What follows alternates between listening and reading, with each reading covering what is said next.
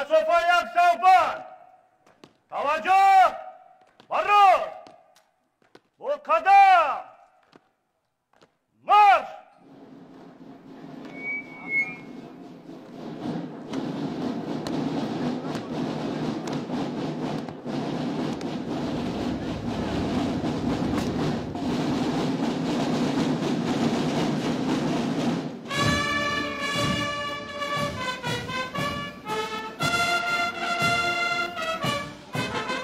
به مناسبت تجلیل از 32مین سالگرد تأسیس یابی قوه‌های مسلح با امر فرماندهی پرد و تحت ساز و نوای ارکستر حربی نفسی گذشت نظامی را یک دسته نظامیان جوان و نورست شنوندگان لیسه حربی وزارت مدافع مملکت رسما آغاز بخشیدند.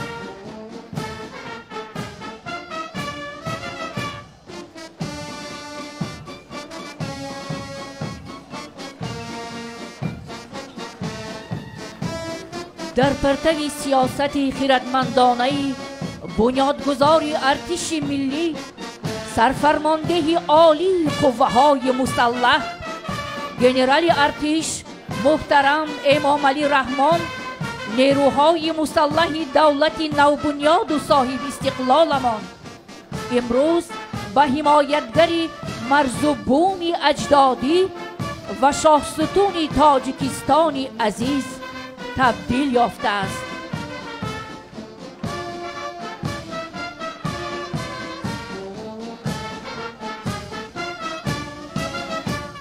در کار وطن پیمان تاب از تو توان از من از بحر وطن قربان سر از تو و جان از من در حفظ وطن هر دم بیداری و هوشیاری هر شام و سحر از تو هر روز و شبان از من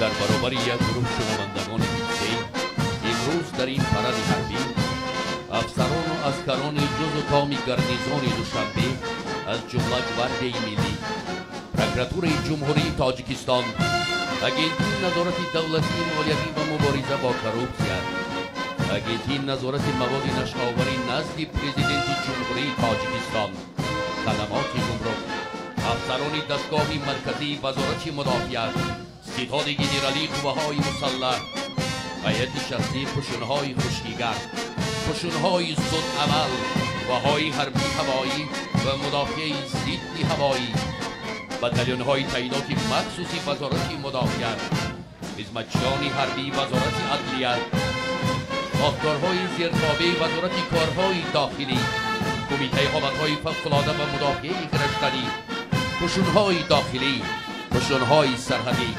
کورسانتان مؤسسه‌های عالی تعلیمی حربی ساختارهای قدرتی و مقامات حفظ حقوق کشور زنان و بانوان ارتش ملی و واحدهای تعینات مخصوصی کمیته دولتی امنیت ملی که شماره عمومی آنها را زیاده از 10,000 نفر تشکیل می‌دهند گذشت نظامی دایی می‌نمایند.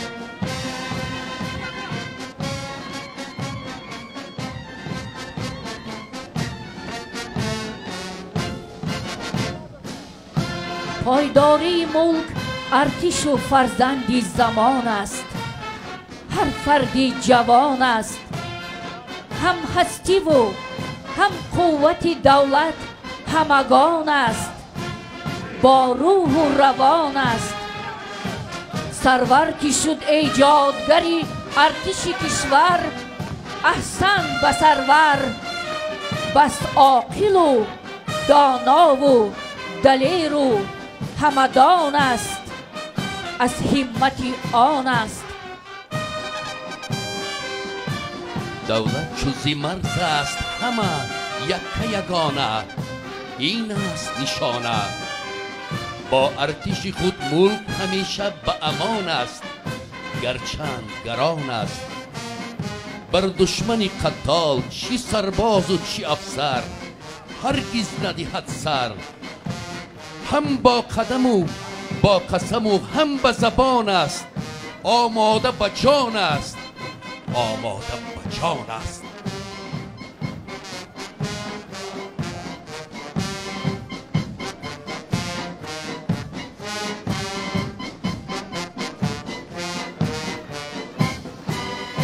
خوشبختی دولت و ملت و ساکنان این سرزمین مقدس است که امروز قدرت و توانایی تمام ساختارهای قدرتی و مقامات حفظ حقوق مملکت به طلبات زمان معاصر مطابق گردانیده شده. عین زمان خدمتچیان حربی قوه‌های مسلح جمهوری با اراده قوی و آماده باشی خوب جنگی از هر لحاظ تحکیم و تقویت یافتند.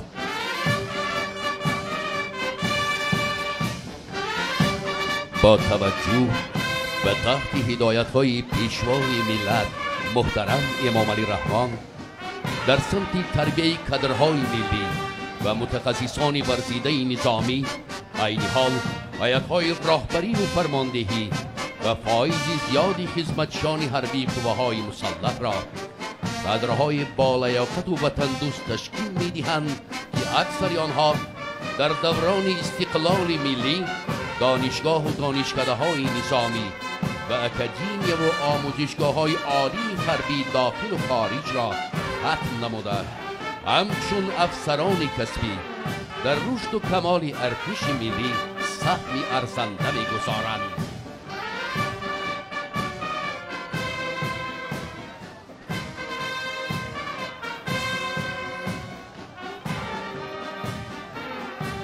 قسم به نام مادر و به ملتم، قسم به نام سرور و به دولتم، قسم به قطره‌های خونی پیکرم، قسم به هر مقدسات کشورم،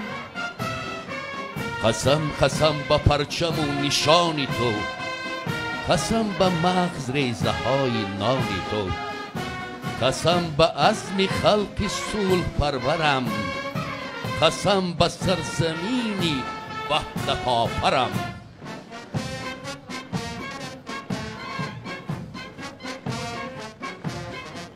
امروز هیئت شخصی و هر یک افسر و سرباز ارتش ملی ساختارهای قدرتی و مقامات حفظ حقوق مملکت با ننگ و ناموس وطنداری، خودآگاهی و خویشتن شناسی، صداقت و وفاداری و با عزم و اراده قوی منفعت‌های ملی، ثبات و آرامی ساکنان مملکت و هر وجب خاک پاک مقدس این سرزمین اجدادی را از هر گونه خوف و خطر محافظت می نمایند.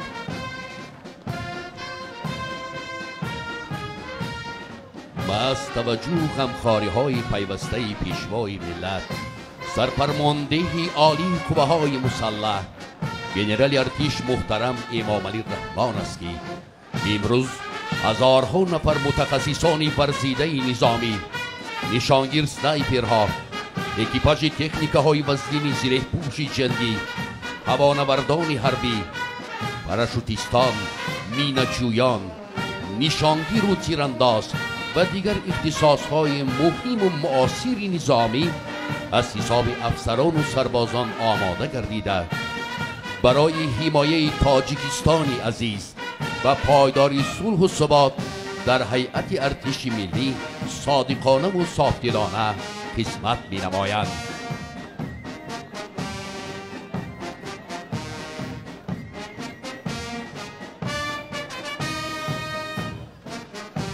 هست پایداری ارتش همه تاریخی وطن، مهنت و زحمت و آر و شرف خلق کهن، پیشوا سرور ارتش پی تدبیر وطن، لازم آید بدهیمش سر و جان و دل و تن. کرد سوگند بسد تنتنه با نام وطن، باش هوشیار، تو یک دم زی وطن چشم نکن. مرزی ما مرزی دل و دیده و دیداری وطن. هر زمان صوتی متنتن پی هم پای زدن. امر خدمت به همه شرط چوی قرضی وطن. هست تیار به خدمت همه چی مرد و چی زن. در دفاع وطن آماده جوانانی بهار، جان برای شرف و ننگی وطن کرده شعار.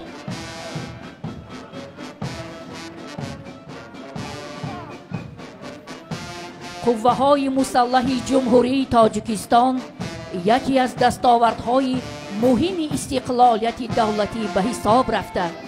در نزد هیئت شخصی آن وظیفه های مقدس و پرشرف وابسته به حفظ و حمایت صاحب اختیاری، تأمین صلح و ثبات، محافظت منفعت های دولت و امنیت شهروندان گذاشته شده‌اند. سطح بلندی کسبی و آمادگی و آماده باشی جنگی هیئت شخصی قوه‌های مسلح در هر دور و زمان از تعلیم و تربیت خوبی افسران و سربازان، رعایت طلبات آیین‌نامه‌های عمومی حربی، انتظام قطعی، تکمیل دادن مهارت کسبی، هوشیاری و زیرکی سیاسی و به درک بلندی وطن دوستی و صداقتمندی خدمتشان حربی وابستگی مستقیم دارد. زیرا این عامل‌ها اساس پایداری قوه‌های مسلح، جزء مهمترین دولتداری ملی و سپری با اعتمادی وطن عزیزمان می باشد. سرباز وطن هوشیار به مرزی وطن است. ناترس و دلیر و جان فدای وطن است. در جنگ به دشمنی وطن مظفر است. تن کرده سپر به جان هر هموطن است. سرباز وطن محافظی این وطن است. شیربچه و شیرپیکر زوری وطن است. هر دشمن گر به قصد غصبی وطن است. ره گم زده و شکسته و در بدر است.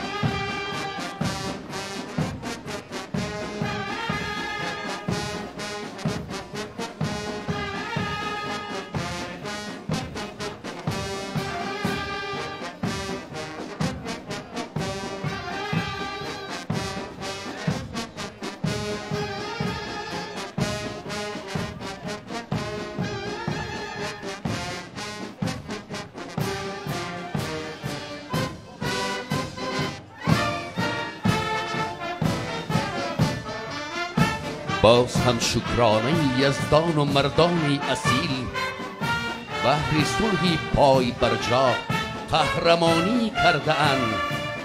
گردن نومیدی 100 ساله را بشکسته اند. بهر خاک پاک کشور جان فدایی کرده اند. وطن خواند تو را هر یک عدالت پروری دنیا. امان بادا سرت تا که امان ماند سری دنیا. اینک زنان و بانوان قوه‌های مسلح، ساختارهای قدرتی و مهامات حفظ حقوق مملکت پی هم در نزد منبر افتخاری قدم میزنند. زنان و بانوان در همه دوره‌های دولتداری تاجیکان در برابر حمایت از شرف و ناموس خود اینچنین برای زندگانی شایسته تولید نسل سالم و سازنده، پیشرفت و آبادی تاجیکستان در تعلیم و تربیت سربازان جوان و بلند برداشتن قدرت دفاعی کشور عزمی قوی و رسالتی بی‌نظیر دارند. حرمت شیر سفید مادر و خاک وطن حرمت مهری بدیل پرورده پاکی وطن. ما همه دائم یکیم و عهدی سوگند میکنیم، جان خلق خود به جان خویش پیوند میکنیم.